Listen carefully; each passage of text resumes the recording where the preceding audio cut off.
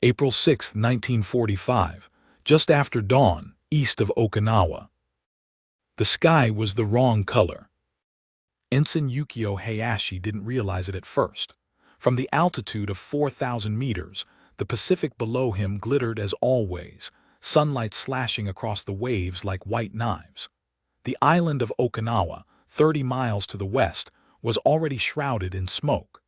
Dozens of plumes rose from burning vehicles, shell craters and smoldering villages, the latest battlefield in Japan's crumbling empire. But above the water, over the American fleet, something was wrong. It shimmered strangely, not blue, not gray. At first it looked like a haze, heat rising from steel decks. Then it thickened, a moving wall, shifting, dancing. Hayashi blinked. The sky was boiling. Black clouds blossomed in midair, some the size of trucks, some barely larger than rice bowls, each one erupting and vanishing in the same instant. It wasn't weather, it was Flak, and it was alive. He gripped the stick of his Mitsubishi Zero tight, felt his palms sweat through his gloves. The fleet below stretched to the horizon. It looked like an archipelago of war, cruisers, destroyers, troopships, and carriers. Hundreds of vessels floating in precise lanes, their anti-aircraft guns already turned skyward. Hayashi was one of 355 kamikaze pilots launched that morning in Kikusui No. 1, the first of 10 massive suicide attacks against the American invasion force. Their orders were clear: strike the fleet, ram the decks, die for the Emperor. But nobody had said anything about the sky being alive. The American guns opened up. Below him, aboard the USS West Virginia, gunners stood shirtless, black from soot and grease, eyes locked on the sky. Spotters screamed bearings, angles, distance. The quad-mounted 14 Bofors thundered like drums. The 5-inch dual-purpose guns cracked in rhythm, slinging shells that exploded in timed fuses, mid-air mines that didn't care about bravery or honor.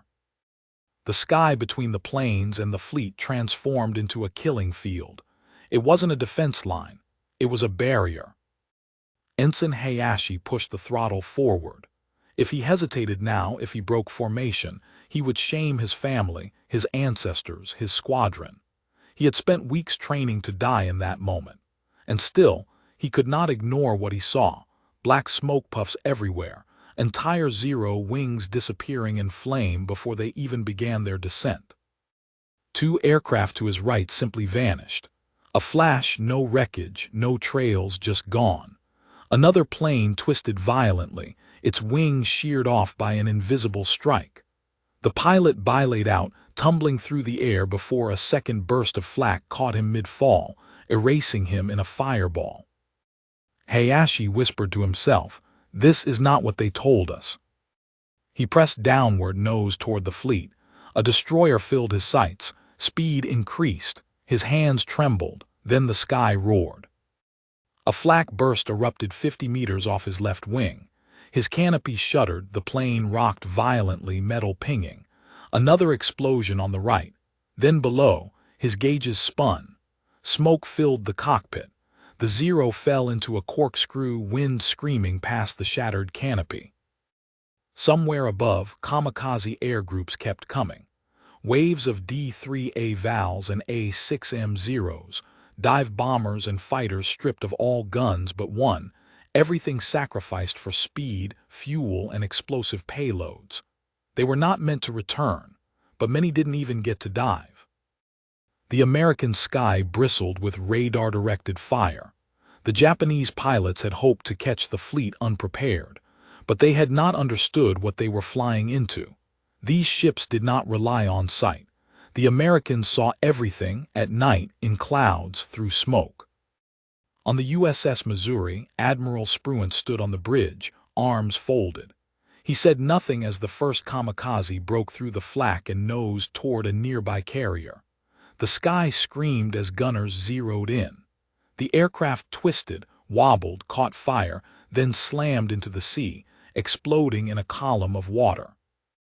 Spruance didn't flinch. He turned and said, "Reset fuses. They're diving earlier now." A petty officer nodded and relayed the order. It took seconds. That fast the entire fleet adapted. Flak was not random, it was math, and America was winning the math. At 2,000 meters, Hayashi leveled out. Smoke poured from his engine. The altimeter spun erratically. His radio hissed static. Below, the deck of an American battleship filled his view, but his aircraft wouldn't respond. The controls jerked in his hand like a dying animal. He thought of his mother.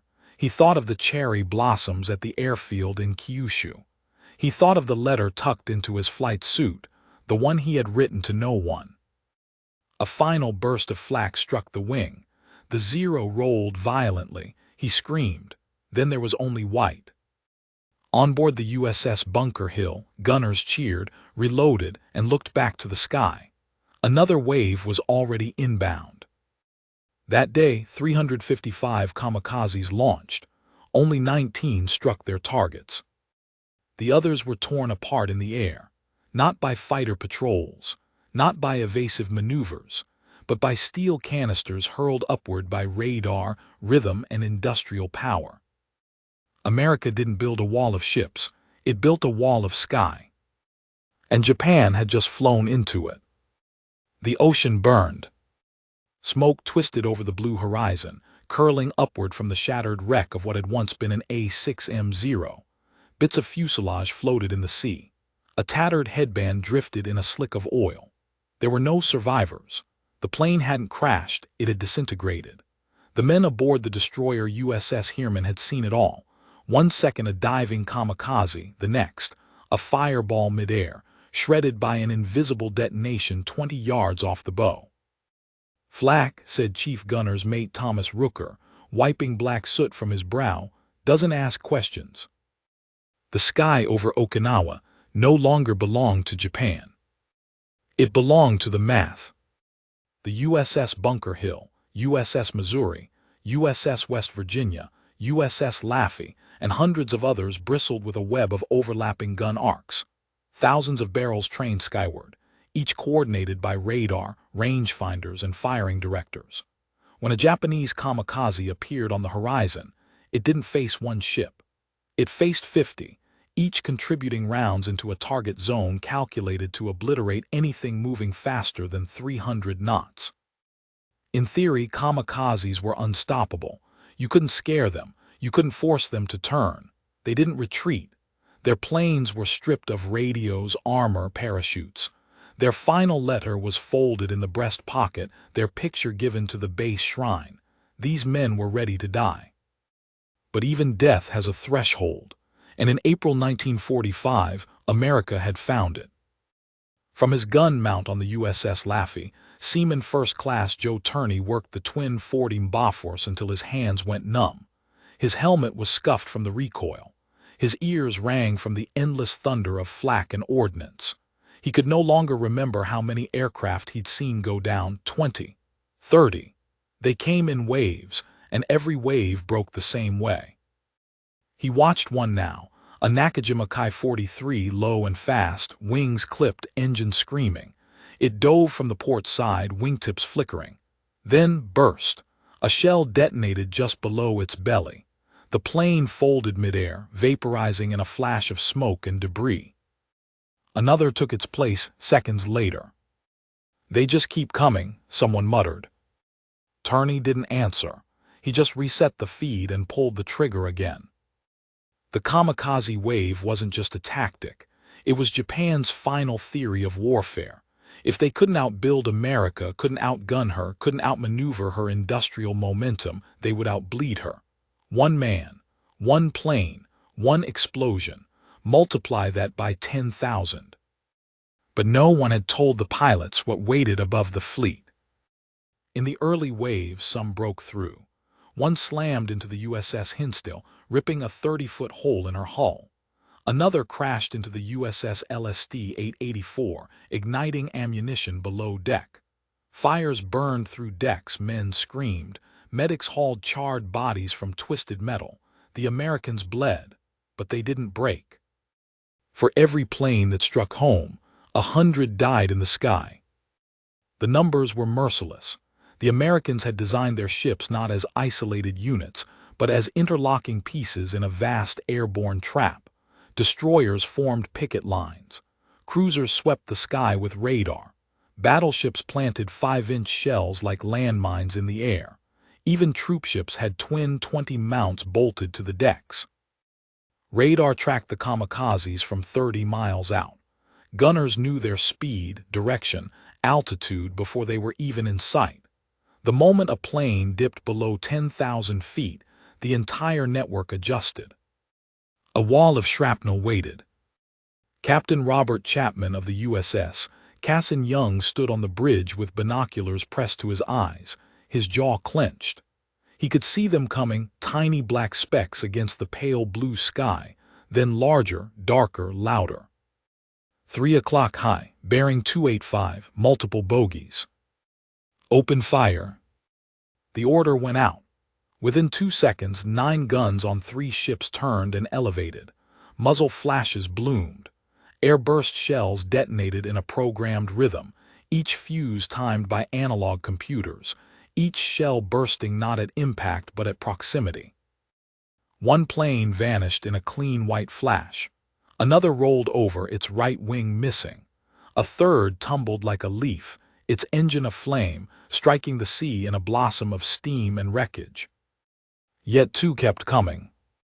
One dove at the destroyer USS Laffey. The gunners hit it 7 times. It didn't matter. It struck the deck near the stern, gouging a hole, killing 6 men instantly. Fire rushed into the engineering room. The Laffey rocked violently, alarms blaring, smoke pouring out of the aft vents. Then a second plane came. Gunners pivoted, hands bleeding, barrels steaming. They fired everything they had, 40, 20, even personal rifles. The plane shuddered midair, nearly stalled but kept coming. At the last second, a flak burst just below the cockpit, tore it into 3 parts. The fuselage cartwheeled over the deck, missing the bridge by 20 feet before slamming into the ocean and vanishing in boiling foam. The men on deck cheered, then coughed, then resumed reloading. On shore, from his hidden artillery post near Shuri Castle, Captain Nobuo Yamada of the Japanese Army watched the horizon through a battered field scope. He had received word of the morning's attack. Over 300 kamikazes sent in one synchronized strike. He saw nothing but smoke. Columns of black twisted into the sky from dozens of points.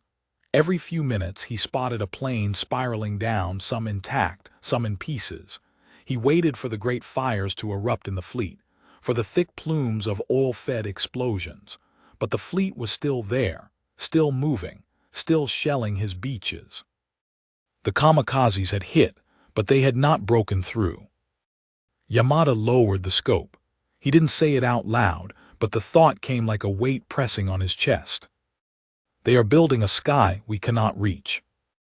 Back on the USS Missouri, Admiral Spruance paced the CIC silently.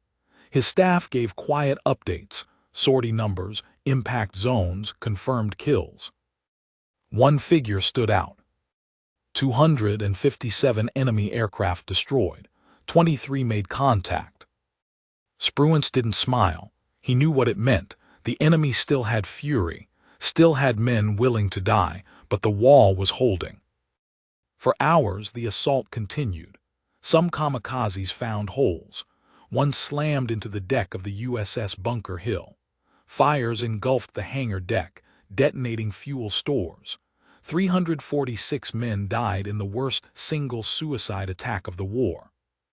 But still the ship stayed. They were not individual targets. They were a hive, each one covering the others. Each wound immediately cauterized by fire, command, steel, and flak. Below decks, Chief Rooker sat on a crate beside a busted pump, smoking a cigarette. His hands were still shaking. He hadn't left the guns for 9 hours. His shirt was soaked, boots caked in ash. He listened to the distant boom of another 5-inch shell firing overhead. He whispered, "They're not fighting ships anymore. They're fighting the sky."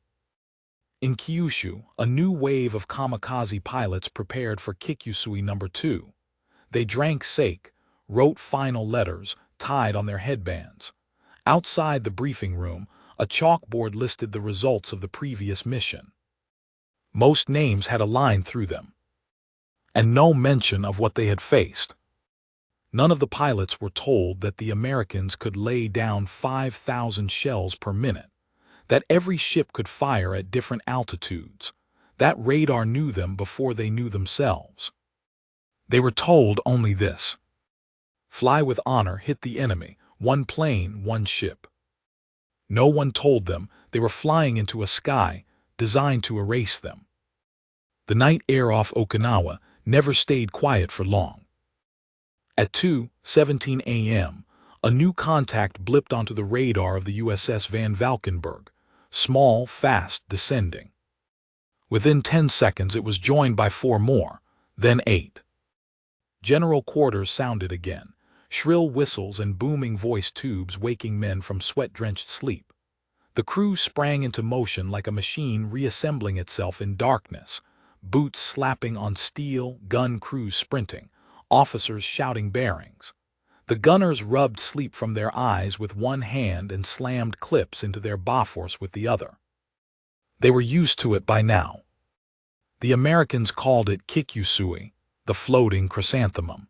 It sounded poetic, almost peaceful, but what it meant was this: a new wave of death was coming. In bunkers along the southern ridge, Japanese ground officers listened to radio chatter crackling out of Okinawan command posts. The second great suicide wave was underway. Hundreds of kamikaze aircraft launched from Kyushu and Formosa, scattered across the sea like sparks from a fire. Each pilot carried the same instruction: destroy as many American ships as possible before the invasion force could build a permanent beachhead. But the Americans were no longer vulnerable. They had seen the pattern. They had changed the sky. From forward picket destroyers to rear-echelon cruisers, the air defense web now ran like a nervous system. One ship's radar could warn 20 others. Flak timing was now precise down to altitude bands. Interlocking kill zones ensured every approach angle was covered. In engineering rooms, analog fire control computers, Mark 37 directors, spun dials faster than any man could calculate, fusing gun elevation with speed and bearing in seconds. Each gun captain knew his weapon's cycle time, reload rate, muzzle velocity. They weren't just sailors anymore. They were cogs in a giant algorithm. And it was working. The first contact streaked into view over the northern quadrant of the fleet. It was a twin-engine Ki-67 Peggy, modified to carry 250 kg bombs, stripped of armor, flying straight at the center of the transport line. Its fuselage gleamed silver under the moonlight. Spotters on the USS Bataan called it out. Bogey inbound, 3 o'clock, low and fast. The 5-inch gun crews already had a solution calculated. Shells burst above the bomber. Shrapnel tore across its wings, slicing control surfaces. The plane wobbled, dipped, tried to adjust. A second burst directly under the belly. The plane simply came apart. There was no time to watch it fall. Another came behind it, then 3 more. At 4,000 feet, Seaman Second Class Leon Harris watched a Nakajima Ki-84 dip below cloud cover. Its nose was already blackened by soot, a survivor of the earlier barrage. It was diving toward the USS Newcomb. "Hell no," Harris muttered and fired. His twin 40 barrels glowed, tracers arced into the sky hundreds per minute. The rest of the ship's mounts joined in. A river of light met the kamikaze head-on. The plane seemed to flinch, veering slightly. The tail snapped off. It spiraled. It still struck the deck. But it did not explode. No bomb, no detonation, just burning wreckage skidding into the sea on the far side of the destroyer. The gunners had hit the payload midair. Cheers erupted across the deck. That was what the sky did now. It didn't just stop planes. It reached into them, found their explosives, and pulled them apart. Below decks, Chief Rooker patched cables, cursing the endless smoke choking the corridors. He hadn't slept in 20 hours.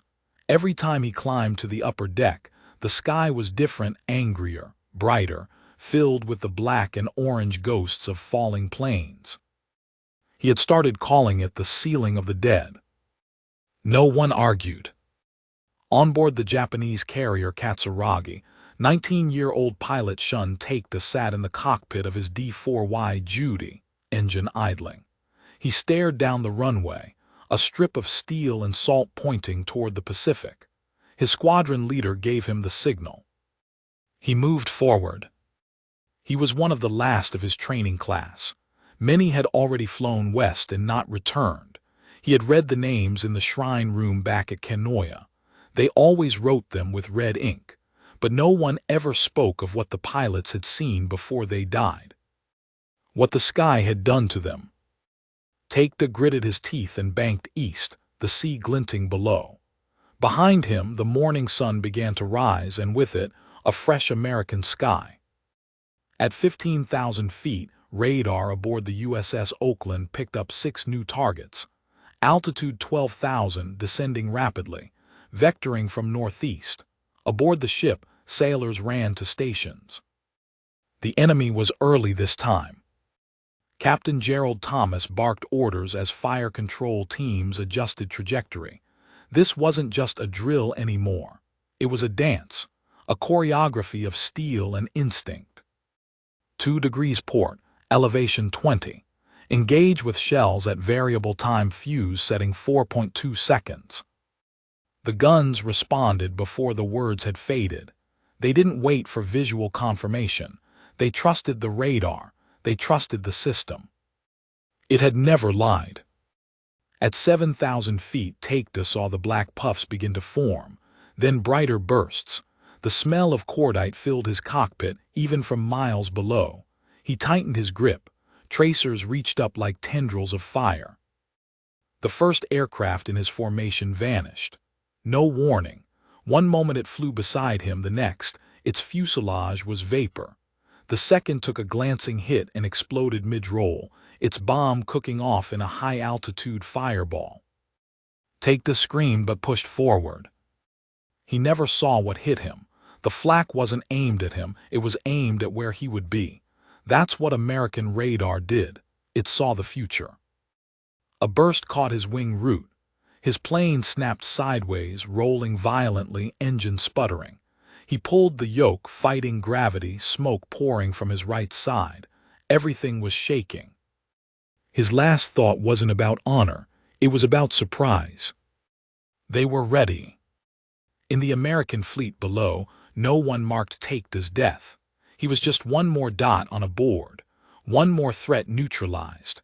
His debris burned over the water like dozens before him. But in Kyushu, the brass tallied him, added him to the numbers. His photograph would be framed, his name inked in red, another blossom in the floating chrysanthemum. Only this time, the flower didn't reach its mark. And still they came. April 12, 1945. The USS Laffey had been burning for 3 hours. She had been stationed on radar picket duty off the northwest coast of Okinawa, a lonely assignment, far ahead of the main fleet, a floating shield to warn the others. The crew had nicknamed her the ship that would not die. That morning, the Japanese had decided to test that theory. 22 kamikaze aircraft attacked her in waves. Zeros, Judies, Oscars, some dive bombing, some skipping low like stones over water. The destroyer's crew fought back with everything they had. 20 Oerlikons, 40 Bofors, 5-inch dual-purpose guns. The sky turned to ash. And still they came. The first plane struck the stern, tearing open the fantail. The second hit the bridge. Another dove straight into Mount 53, wiping out the aft gun crew. Others strafed, exploded midair, or missed by feet. But the volume of attack was unlike anything they had seen. It wasn't a battle, it was a siege, in the air. Fire belched from the ship's wounds. Fuel tanks lit up like lanterns. Men crawled through smoke-filled corridors, dragging the wounded. Others stood at their mounts, eyes blistered from smoke, still firing into the wall of incoming shadows. Chief Gunner's mate Rooker had said it 2 days ago. They weren't fighting planes. They were fighting the sky. He hadn't known how right he was. Across the horizon, more than 300 ships formed the protective coil around Okinawa's beachhead, each one linked by radar, overlapping fields of fire, coordinated AA zones. Picket ships like the Laffey bore the brunt of early detection. They saw the enemy first and bled first. But the system worked. The sacrifice was strategic. For every kamikaze that reached a picket, fewer reached the fleet. Aboard the USS Bennington, Seaman Second Class Leon Harris watched through binoculars as the Laffey listed, smoke pouring from 4 impact points. He couldn't see how it stayed afloat. The bow was mangled. The mast hung like a snapped tree. And yet it moved. The flak had never stopped. "Jesus," Harris whispered, "she's still firing." Another kamikaze peeled out of the clouds, low, fast, nose aimed straight at the Laffey's bridge. Harris gritted his teeth. The destroyer's forward 5-inch gun fired once. Missed. The second round struck the plane squarely in the fuselage. It exploded in midair, 30 feet short of the deck. Debris rained down like metal hail. The Laffey did not sink. Back in Kyushu, the Japanese 5th Air Fleet gathered its last operational units for Kikusui No. 3. Commanders looked at maps, charts, weather reports. They had lost hundreds of planes. Pilots were dwindling. Fuel was becoming scarce. But the strategy had not changed. More planes, more death, more sacrifice. In one underground bunker, a young officer named Lieutenant Commander Kazuo Takashima reviewed after-action reports. He had once flown combat missions himself, but now he coordinated launches. He noticed something troubling in the data. Less than 10% of kamikaze aircraft were striking their targets. The majority, nearly 80%, were being destroyed before they entered effective dive range. He circled that number, then stared at it for a long time. No adjustments to training, no tactical changes, no shift in doctrine. Only more names for the shrine.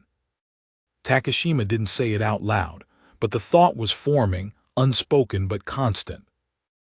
This isn't sacrifice, this is evaporation. In the American fleet, commanders had grown quiet. No one celebrated the flak anymore. It was necessary, it worked, but it was not glorious. The gunners had seen too many faces vanish through their scopes, men who never flinched, who never tried to dodge, who came in eyes forward and hands steady. They respected them, hated them, feared them. But above all, they pitied them. Captain Robert Chapman of the USS Cassin Young stood at the rail late that night, hands clasped behind his back. The flak towers were dark for the first time in hours. Smoke curled off the barrels like incense. The sea rolled gently, moonlight flickering in the wake. His XO stepped beside him, another 200 down today. Chapman nodded. How many got through? 17. The captain exhaled slowly. How long can they keep doing this? The XO didn't answer. Because they both knew the truth. Not much longer. By late April, the picket line system had evolved again. The Americans installed floating radar buoys, deployed smoke screens, added LSDs converted into flak barges, bristling with guns, firing on command. Every wave was met with tighter coordination, faster reaction. There were no longer any cracks to slip through. From the sky, the fleet resembled a storm itself, one made of steel and calculation. Ships shifted position like chess pieces. Fighters scrambled from carriers at the first ping. The sea flashed with crisscrossing arcs of tracer fire. Flak fields rose in layers like domes stacked on domes. A mechanical fortress drifting across the ocean. One Japanese pilot, intercepted in the final seconds before his dive, never released his payload. His plane fell intact into the water, and he was dragged aboard a destroyer half-conscious and bleeding.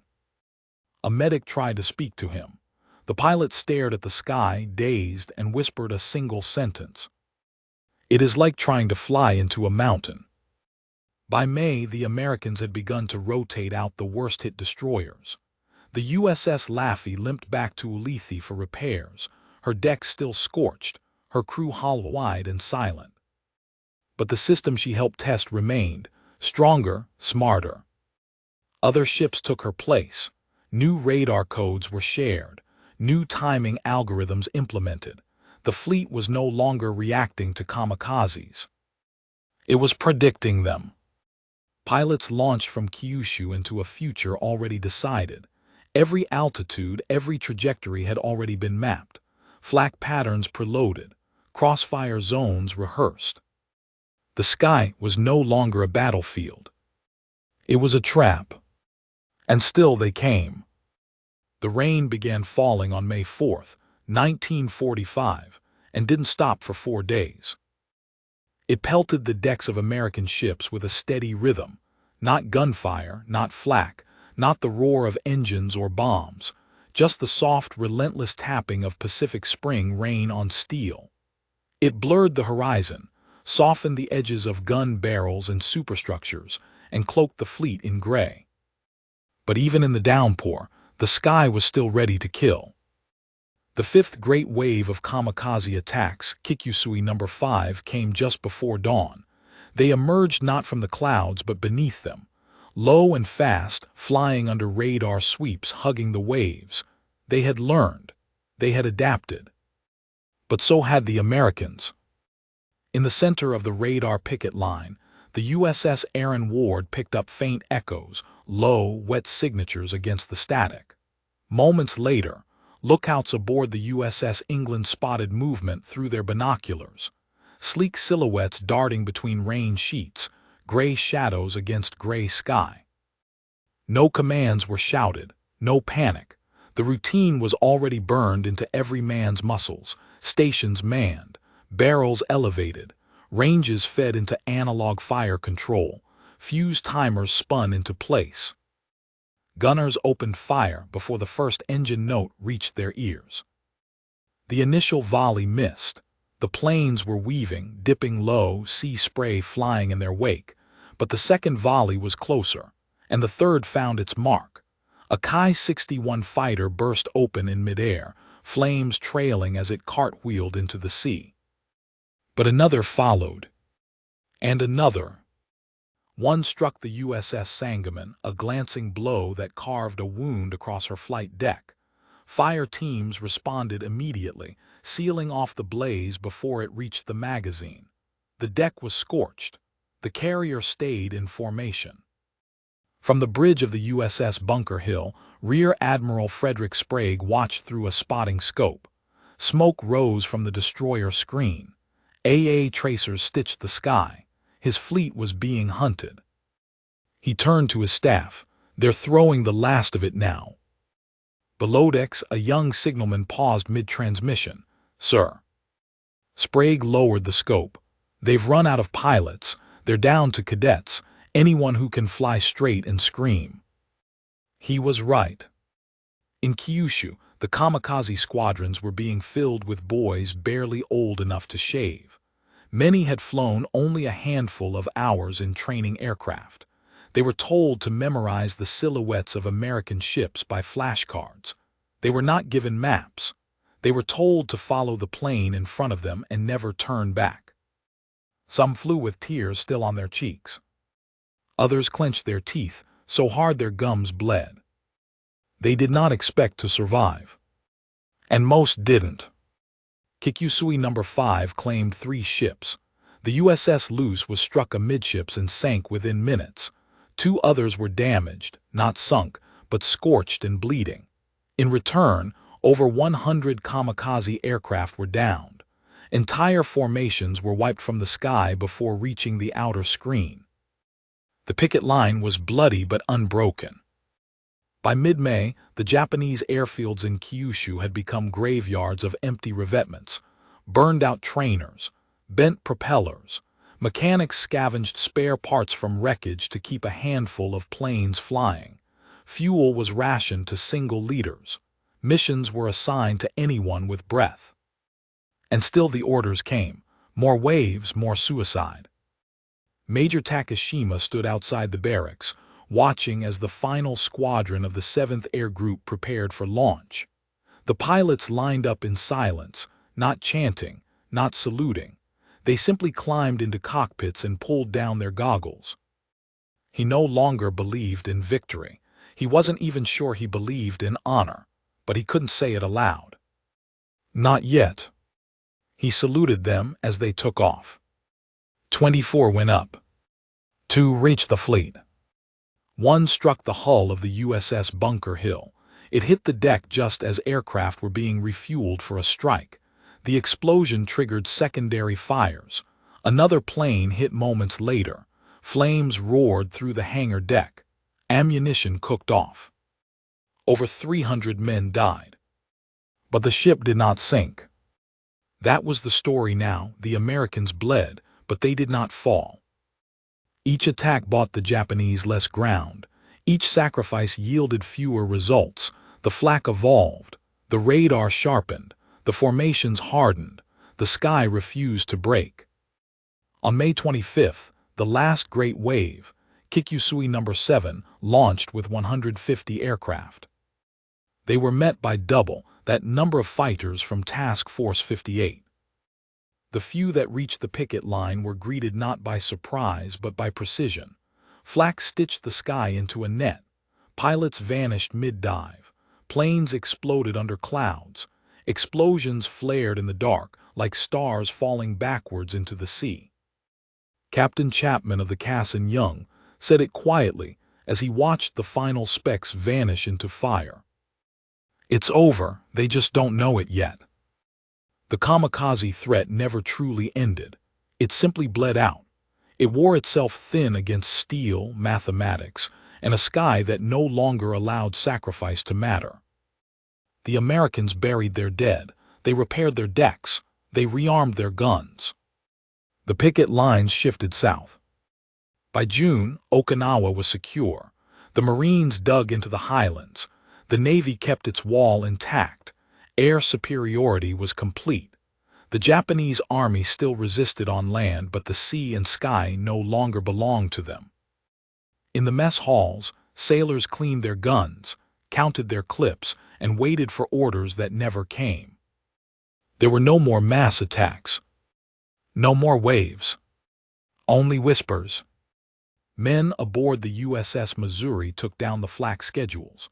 Radar controllers recalibrated their sets for surface scans.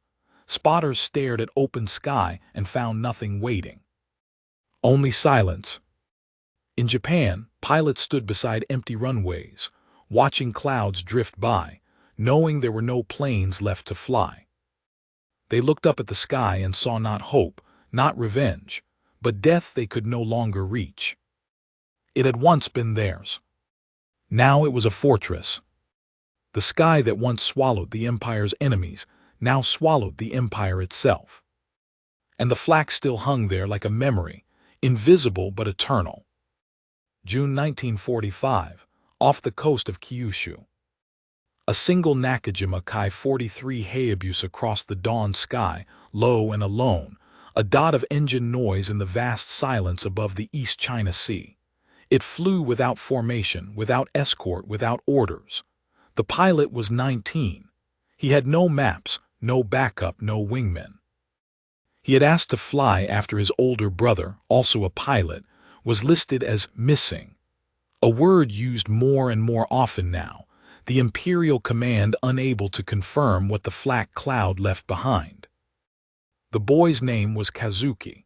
He wore the headband, white with the red sun, tied too tight. His eyes stung from wind and oil vapor. His plane had no guns, just a single 250-kilogram bomb lashed beneath the fuselage, its fins rattling against the bolts. He didn't know the fleet had already moved. He didn't know he was flying into open ocean.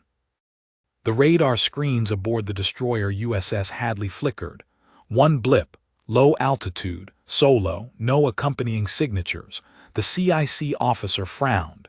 Usually they came in groups, swarms, now only ghosts. Contact bearing 071. Recommend tracking. No alarms, no general quarters, no shouting. They didn't need it anymore. The drills had stopped feeling like drills weeks ago. They were reflex now. 3 ships adjusted bearing by a fraction. Deck guns elevated. The sky, which had rested for days, readied itself in silence. Kazuki banked slightly. The ocean gleamed ahead, nothing on the horizon. He'd been told the Americans were always there. He had memorized the coordinates from a tattered briefing map, a spot east of Okinawa like an X drawn in the sea. But the ocean was empty. And then it was.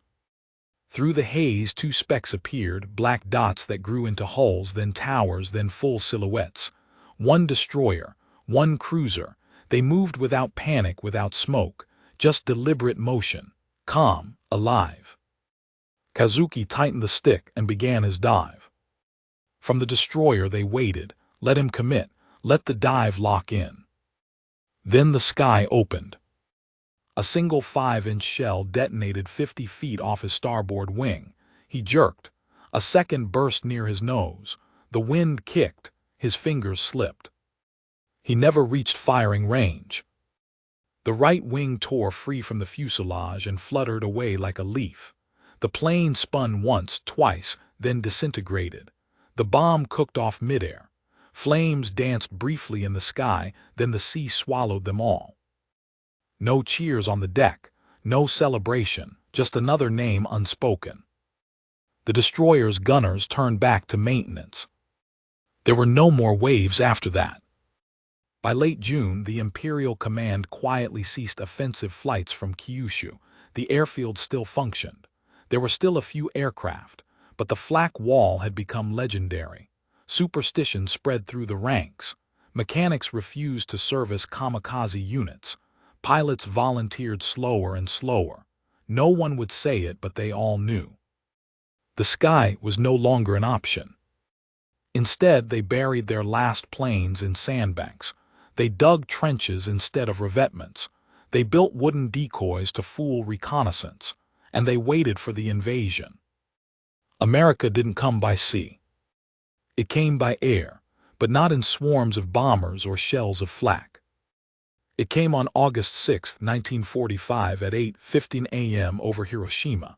1 plane, 1 bomb.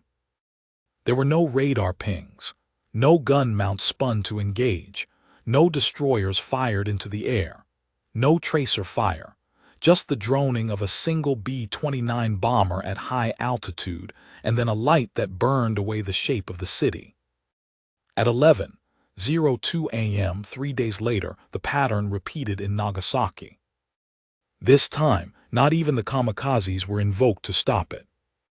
Major Takashima stood in the ruins of the barracks in Kanoya after the surrender. He watched men stack flight logs into crates, label boxes of unused aerial bombs. They packed silence as if it had weight. None of them spoke about the sky.